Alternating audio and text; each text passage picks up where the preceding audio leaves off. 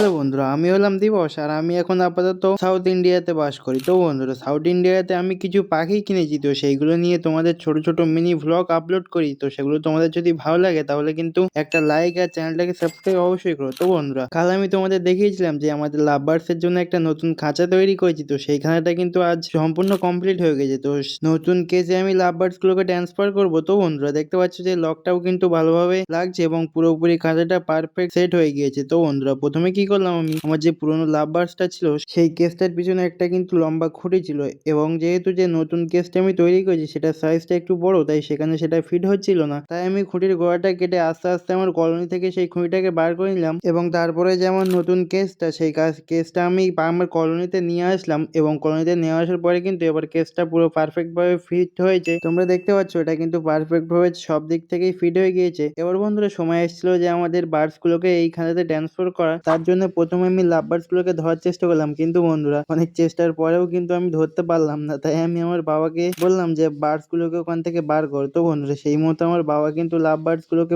ধরার চেষ্টা করলো, এবং প্রথমে কিন্তু একটু অসুবিধা হচ্ছিল, কিন্তু কিছুক্ষণ পর একটা বার্ডস ধরে নিল। বার্ডটাকে ধরার পর আস্তে করে ওকে নিয়ে নতুন খাঁচাতে ছেড়ে দিল। প্রথমে কিন্তু বার্ডসটাকে বাবা খালি হাতে ধরেছিল, তো তার জন্য বাবার হাতে কামড়ে দিয়েছিল অনেকটাই জোরে। তো তারপরে আমি কি করলাম, আমার হাতে যে গ্লাভসটা ছিল সেই গ্লাভসটা বাবাকে দিয়ে দিলাম এবং সেটা পরে পরের পাখিটাকে ধরতে আসলাম। কিন্তু বন্ধু, পরের পাখিটা কিন্তু আগে থেকেই বক্সে ঢুকেছিল, তাই জন্য ধরার জন্য কোনো কষ্ট হলো না, এবং বার করে নেওয়ার পর ওকেও নতুন খাঁচাতে রিলিজ করে খাবারের পাত্রটা ওখানে লাগিয়ে দিলাম।